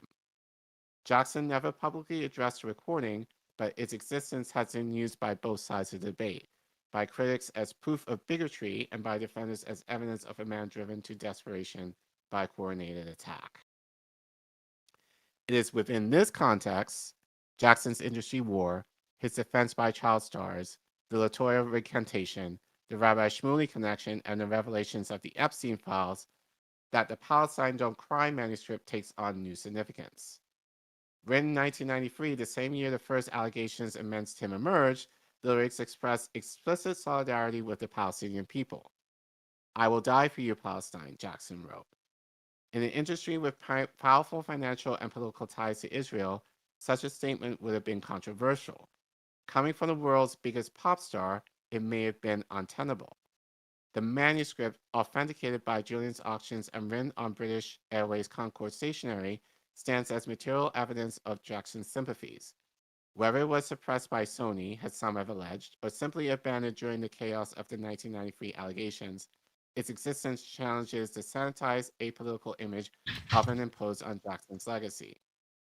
You're telling me that this song he wanted to release as part of his greatest hits album that ultimately came out in 1995, one commentator asked, you're telling me that this song was shelved by Tommy Mottola at the beginning of 1993, and the next thing you know, he has child sex crimes brought against him? You couldn't make it more obvious that this was a hit job. To understand Michael Jackson, his quirks, his pain, his desperate love for children, one must understand what was taken from him. In a rare moment of vulnerability, Jackson himself explained it best. Read all the things written about me. I wasn't aware that the world thought I was so weird and bizarre. But when you grow up as I did in front of 100 million people since the age of 5, you're automatically different. My childhood was completely taken away from me. There was no Christmas. There was no birthdays. It was not a normal childhood. Keep in mind that Jackson grew up as a Jehovah's Witness too, so that added a lot to that trauma. No normal pleasures for childhood. Those were exchanged for hard work, struggle, and pain. And that's why I love children and learn so much from being around them. I realize that many of our world's problems today, from the inner city crime to large-scale wars and terrorism in our overcrowded prisons, are a result of the fact that children have had their childhood stolen from them. His father, Joe Jackson, was notoriously abusive, physically and emotionally, driving his children to fame while robbing them of any semblance of normal life. It is perhaps no coincidence that Jackson's closest relationships were with child stars like Macaulay Culkin, who endured similar pressures. They basically had the same father, one observer noted. Palestine Don't Cry remained largely unknown until the 2010 auction and brought it to public attention. For years afterward, it circulated primarily among dedicated fan communities. A 2012 post on the Michael Jackson Chinese fan club forum featured the complete lyrics alongside emotional responses from fans moved by Jackson's empathy. The song regained renewed prominence in October 2023, following Hamas's attack on Israel and the subsequent Israeli genocide in Gaza. Social media users began sharing screenshots of the lyrics, framing Jackson's 30-year-old words as prophetic commentary of ongoing events. In 2025, French creator Stéphane Desmoulins used AI to imagine what the song might have sounded like had it been recorded, explicitly noting that his creation was entirely fictional and unofficial, while paying tribute to Jackson's deeply sensitive to humanitarian issues. So as I said, we linked it in the description if you want to listen to it. What remains most striking about Palestine Don't Cry is its directness. Unlike Jackson's more general humanitarian anthems like Heal the World or Earth Song, this composition names a specific place and people. I will die for you, Palestine, Jackson wrote, words that would have been controversial in 1993 and remain so today. Whether this song's suppression was deliberate or simply the result of creative decisions during the History album's production may never be known. Sony has never commented on the matter, and Jackson's estate has not addressed the speculation. But for those who have followed the threads, from the Chandler allegations to the Epstein files, from Latoya's forced confession to Aaron Carter's defiant defense, from the Rabbi Shmuley years to the leaked deathbed phone call, a pattern emerges. Michael Jackson, a deeply troubled man who had never had a childhood, may have been destroyed because he threatened powerful interests. He wrote Song for Palestine. He refused to play along with Epstein's network. He tried to leave Sony and take his catalog with him. He spoke truth about an industry that exploits its artists and abandons its children, and for that, they came after him. I ask all of you to wait and hear the truth before you label or condemn me, Jackson said during his 2005 trial. Throughout my life, I've only tried to help thousands and thousands of children to live happy lives. Decades later, with new evidence and shifting perspectives, some are finally listening. The song remains unheard, but its words, preserved on Concord stationery and scattered across the internet, continue to speak. Palestine, I will pray for you. God has a place for you.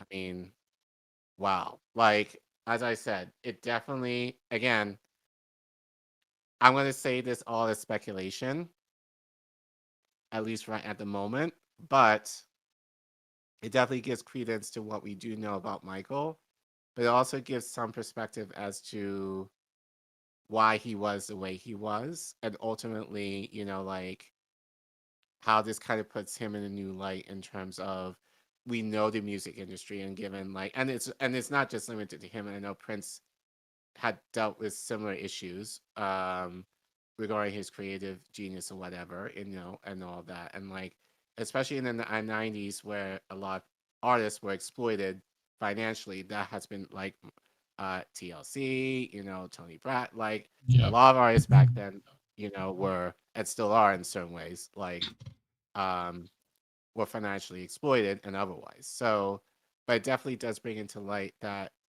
possibly due to a song that Jackson wrote about Palestine and his empathy for Palestinians, that could have led to him being targeted by powerful people who. Well, and then all the media arms hand and all that of like making sure the story is exactly the way they would want it told, you know? Right. Like, which we're seeing that, I'm sure the minute you watch the new, you know, movie or whatever, none of this is going to be in there, you know? No. Like, no.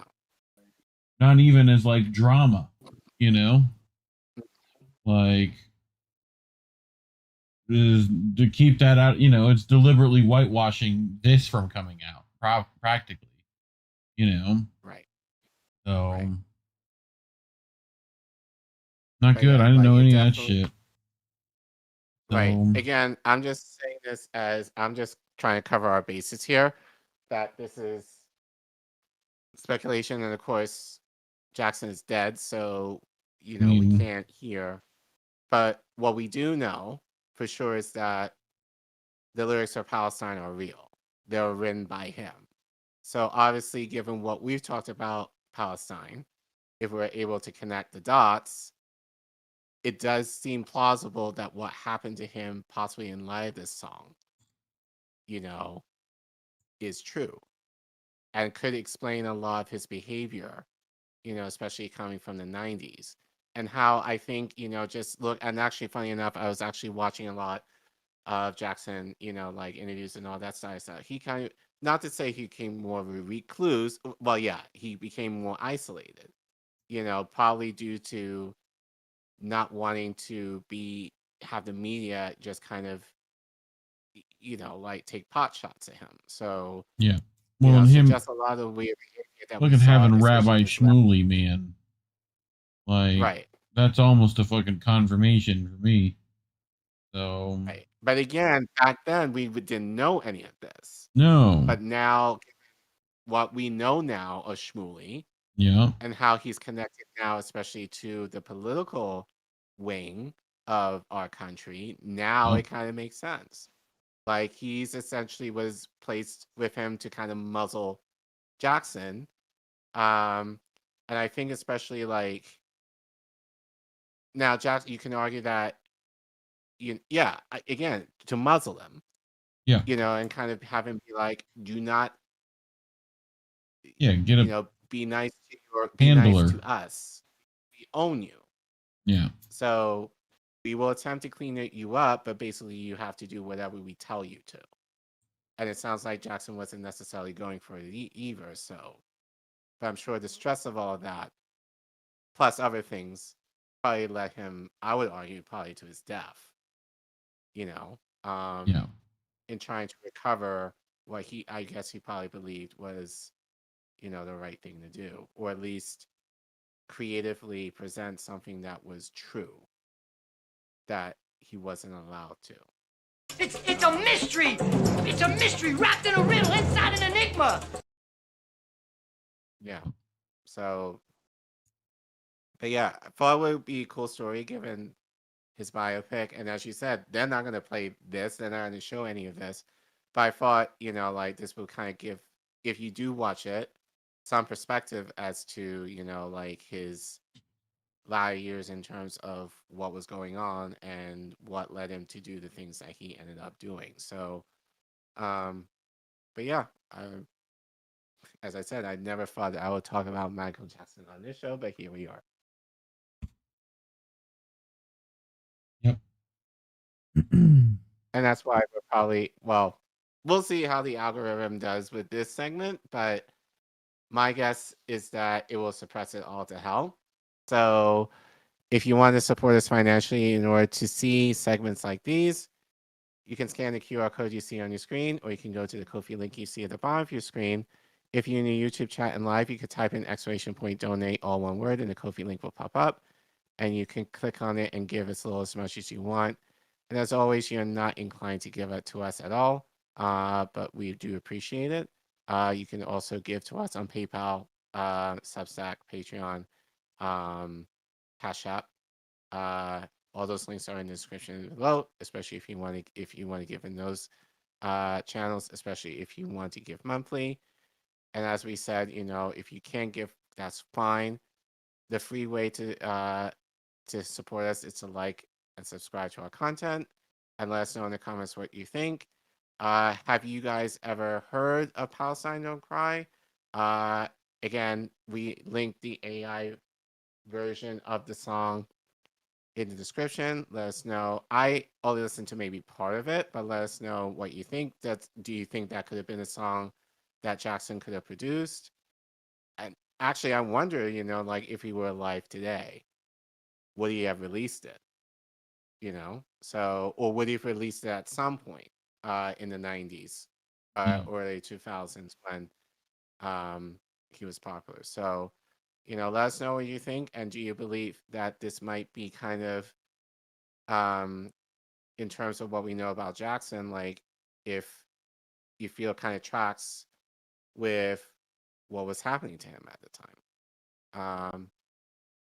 But either case, we appreciate you guys for watching. And thank you for supporting us. Yay. Before we get to that, let's check in with chat. People also bringing up his vitiligo, right? It's like Vitiligo, yeah. Yeah, for all his the plastic surgery aside, but the skin whitening or whatever, right? Well, no. I believe that the plastic surgery may be somewhat separate from the vitiligo itself. Yeah. Because like I've seen reports like he didn't like getting old. Right. Like, he wanted to look as youthful as possible. So I think it was just more the idea of that, Plus you the know, and vitiligo, you know. Vitiligo, yeah. Like, Yeah. so more in combination of that. So, but yeah, as I said, I'll kind of argue there might slightly separate issues there. Yeah. But yeah, it's connected to, you know, his appearance. Yes. But yeah, like he obviously did too much. This to, you know. Yeah. Neverland, the boy who never grew up. I mean, that was what he based it on, right? Who are these people? So new Oh, tip from thank you, Sean. Yay, thank you. He also says, "Can I get a Shimon?" No, you may not get a Shimon. How dare you? At Kurt Boss Joker said, funny how Whitney, Michael, Prince, and many other successful musicians of 80s pop died at 50. Yeah, and all for similar issues. Well, similar issues in terms of exploitation, probably stress within the industry, and actually, like, funny enough, like, some shit to Whitney, you know, like, meaning, like, she was broke as fuck. Like, one of the highest paid artists in the 90s, and yet the people around her basically fleeced her of her money. That's why she was touring so much, Yeah. because she had to and then she was having issues with her family. Basically, she was a breadwinner within her family, so Yeah. she had to tour That in plus order to the crack epidemic, you know, right. that couldn't have helped So things. right, but I can argue that she probably started into drugs to kind of help with that. help with the stress. Yep. Right. So it also kind of like, and I think we kind of, you know, weaponize these musicians like, oh, they're like drug addicts and like, and all this kind of stuff. But it's like, have you considered how much of the stress they were going through, that they were Plus, looking for a way to escape, Bobby especially was given if there are fucking personal issues that they couldn't Bobby was necessarily, they Bobby. didn't. Right. You know? But at the same time, it's like, it's funny, but back in the 90s, no one was talking about mental health. No one, like, the idea of, even, especially within the Black community, the idea of going to, even now, Therapist. still, the idea of going to a therapist, it's like, no, you don't do that. Yeah, I'm not crazy. Like, how dare you? And it's like, yeah, that's right. not how this works. Like, right. So, like, you know, especially in the 90s, where that definitely was a thing. So, yeah. You know, the way that you kind of dealt with your problems, if you weren't going to church, was drugs. So, you know, and so alcohol. yeah, I think a lot of that, or alcohol, well, drug. So, all of the above. You know, yeah. So I think, you know, like, this is just kind of a product of the time period that I grew up in. You know, like, you dealt with your problems by escaping from them with and abusing them in order to escape, which unfortunately, I think Prince, did he die of a drug overdose or something? I think so. Prince? Yeah. I don't remember specifically. Possibly. Yeah, but yeah. But with all these things, like these, me and Indy were talking about it the other day. We were watching music stuff, and it's like all these fucking gigantic art people end up being controlled one way or another. You know? Right. Like, whether it's through drugs and alcohol, or, you know, the lifestyle itself, or the money and fame and whatever. Like, there's a way to get to all these people. And, you know, some of it's just classic gunpoint, I think. You know, like at some point, they'll just off you, you know? Right. Like, and they'll threaten it the entire time. So, and they'll go get your family, and they'll come get, you know, they'll ruin your reputation. Like, it's a factor for these actors. You'll never work in this town again. Like, it's that kind of shit. You know? Right. So, that shit happened, and will continue to happen with it not being regulated at all, or, you know, I mean, it's just fucking Capitalism. as always. So Right. But I think it gives light more so with celebrities that we think of them as immune, and depending on who they are, they really are not. Like, they're bought and owned, just like in a lot of ways, like if probably in some cases worse than us, because like they're controlled by people who are way more powerful. That if they don't do what they're supposed to do, they can ultimately, one, at minimum, not have a career. Yeah. Or at worst, can ultimately destroy you. Literally. Plus, all the entertainers are tortured, fucking, like neurodivergent. Like you can't be normal putting out art. You're fucked up somewhere. Right. So to do good art, at least. So, but right. I mean, we're very fortunate now that there are ways where you can do your work independently and not have it be controlled by a record company, and you can somewhat be, do well from that. But, but the money in music is not there anymore. Yeah. Like, not in the same way as it was in even in the 90s. So, the fact that you see a lot of artists now, like from the 90s touring, will tell you that. Like, they should be kind of retired and just maybe doing a song here and there, like a concert here and there, but not like these grand tours that we're seeing a lot of them do now. Like, like I'm seeing like Chris Brown and Usher doing a tour, I think, over the summer. They shouldn't have to be doing all of that, but like, fuck Chris Brown. the money ain't money in the music industry like it used to. So, and if you don't have a clothing line, or if you don't have a fragrance, or you don't have a side hustle, you got a tour. Yeah. So, fucking crazy. just so weird, man. Collin, we've talked about Strait of Hormuz a couple of times here on this show. Yes. Right. Which we talked about that being, with the Ben Gurion Canal plans and all that stuff, like this whole battle for, shipping control, right? So we're going to talk about the other side of the ocean, right? On that big old landmass that is Europe, Asia, and, Africa, that whole big waterway, right? So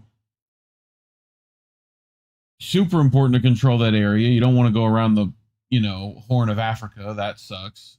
Like, so we're going to talk about Japan's role in all this. So this is from antiwar.com.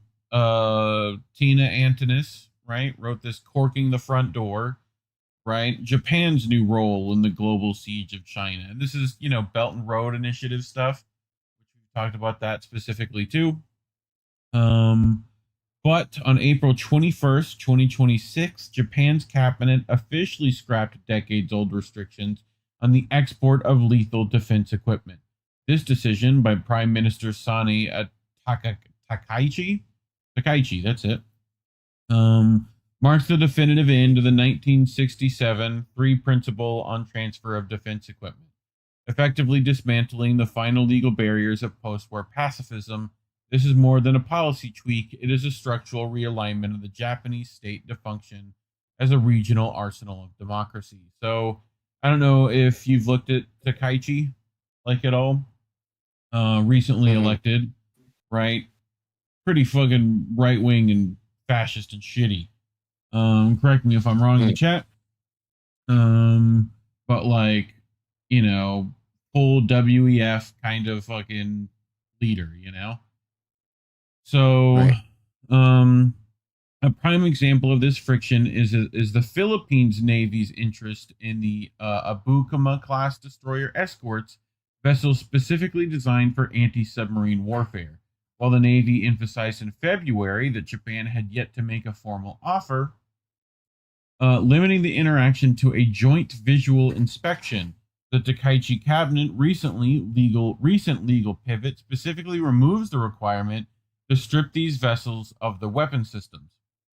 By clearing the legal path for the export of lethal hardware, Tokyo has effectively moved the Abukuma from a sidelined visual inspection to a viable armed option for reinforcing the front door. The Takaichi administration is framing these exports under the concept of fighting resilience, a strategic doctrine aimed at building a persistent industrial base among allies. By providing the Philippines with these 2,000-ton vessels, Japan is essentially outsourcing a portion of the front door defense to Manila. This ensures that the Philippine Navy can maintain a constant lethal presence in the Luzon Strait without requiring a perpetual U.S. or Japanese bull on site, effectively turning a local navy into a proxy gatekeeper for the Allied blockade. For the first time in history, the Japan self-defense forces are not merely observing the Bailikatan military exercises, they are full participants under the newly implemented Reciprocal Access Agreement. Approximately 1,400 Japanese troops have joined their U.S. and Philippine counterparts as part of a 17,000-strong force in a high-stakes rehearsal for maritime conflict. The centerpiece of this year's drills is a coordinated joint maritime strike off the coast of northern Luzon. Allied forces are practicing the sinking of the BRP Quezon. Sinking the BRP Quezon with Allied missiles, including Japanese Type 88 surface-to-ship missiles. It is a visual demonstration of the hardware and tactics required to turn the northern Philippines into a lethal barrier. Through this exercises takes place with the West Philippine Sea, its strategic importance lies in its geography. Northern Luzon's proximity to the Luzon Strait makes it a massive flashpoint. It is the front door of the disputed South China Sea and the primary gateway to Taiwan. The logistical hinges of this gateway were greased in January when Manila and Tokyo finalized the acquisition and cross-serving agreement. This pact allows for the tax-free entry of military supplies and services, effectively turning the Philippine archipelago into a frictionless launch pad for Japanese power. Combined with the 2024 Reciprocal Access Agreement, the ACSA ensures that the Allied arsenal is no longer just visiting the front door, it's moving in. The front door strategy is the kinetic counterpart to China's greatest strategic anxiety, the Malacca dilemma. If the Luzon Strait is the entrance, the Strait of Malacca is the back door in the southwest. The Belt and Road Initiative was conceived as a multi-billion-dollar workaround to the fact that 80% of China's oil trade must pass through this narrow artery. By corking the front door in the northeast while maintaining the potential for a distant blockade, at the back door, the United States and its allies are signaling their ability to sever China's energy veins at will. In 2026, the sinking of a ship off northern Luzon isn't just a drill, it's a demonstration of how to create a permanent blockage in the world's most vital maritime artery. So do you get what's happening here? You figured this out? Should I get a map for the class? I wish I had one of those. You know, those little pull down maps right here. That'd be nice. I'd be happy with that. But yeah, so when you think about the Belt and Road Initiative, right? They're trying to worry about their other door in the, other side of this strait, right? South China Sea getting blocked off. So yeah, so this is just trying to control the entire world's fucking trade system. So, but yeah, I mean, this is also extending into the Western Hemisphere with, South America, right? We're trying to lock down the seas, essentially. So that's what it's sounding like. So as Captain Jean Conrad noted, choke points are the focus of a new Cold War. So, Brian Berletic's definitely warned of China blockade, all that stuff. This is economic warfare is what we're fighting. So we'll see how that holds out. If you want to goat people into World War II, fucking siege warfare might be how you do it.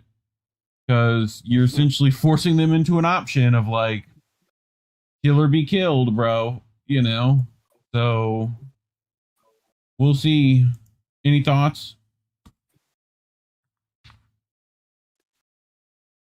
Like, I mean, Japan, man, like, yep.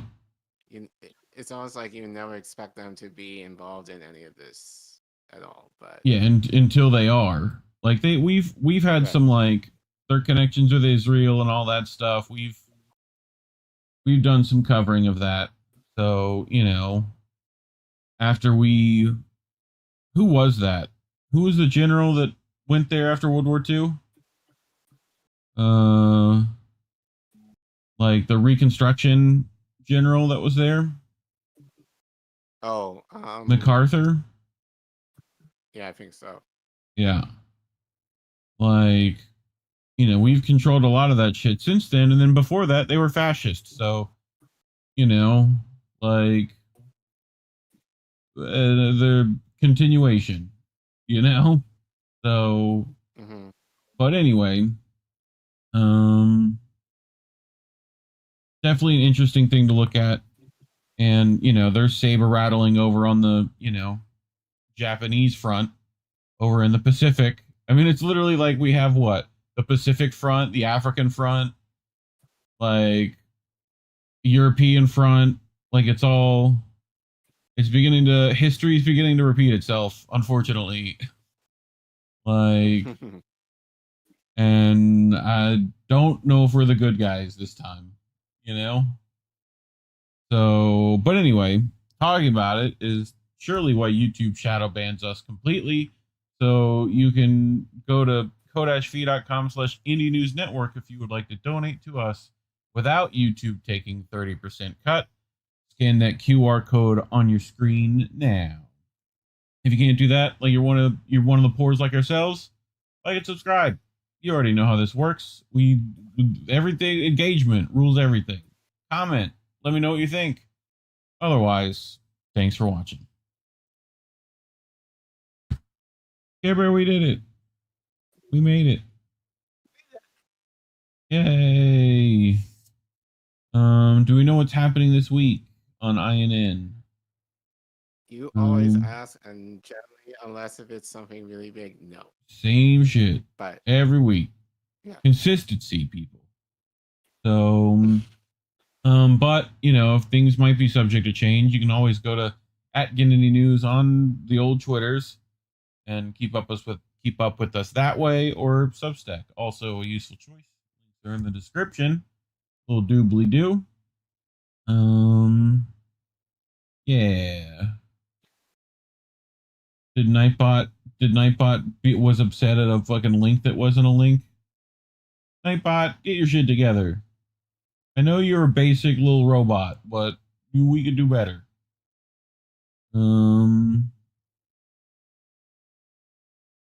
Yeah. People still talking about like Kurt Cobain and stuff.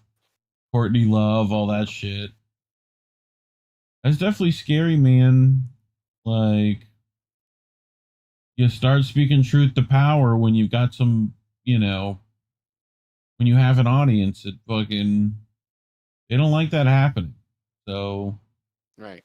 They send whatever they can at you, even if it's Courtney Love. I think it's just kind of ironic that a lot of people, at least many artists, want to be a musician or an artist in that regard because they want to have that creativity to sing or do whatever they want, and more restrictive if anything else. Right. They're talented. They want to use that talent to, you know, they're stuck in capitalist land where we need to use our bodies to survive, you know? So they're forced into making this like art a capitalistic fucking endeavor, you know? They start making sacrifices to further that need. And once they figure that out, then they decide to fucking throw you in the brig if you say something, you know? Right. So, but yeah, interesting stuff. But yeah, next Wednesday, hopefully I will get my internet sorted out by then. Like it's stable forever and then it just drops out. It's my upload speed, apparently. Just drops out. So I guess I'll call Xfinity and fucking bitch at them for an hour. I'm sure that's gonna be fun. Yeah. Right? So generally I think it like disconnected like one more time. So but something's up. I need to yell at them. But Sunday, how do we miss that? Will be, next time people see me, so stay tuned on the channels for that. Anything else you want to tell people before we head out of here? We love you. Thank you for supporting us. Don't forget to sub and we'll do all the things. Yep. And yeah, watch our clips. And Yep. send them to your friends. All right, fam. Especially Remember, the 500-year saving one. That was interesting. Yeah. Remember, kids, labels are bad. Stay independent. Good night, fam. Week, everyone.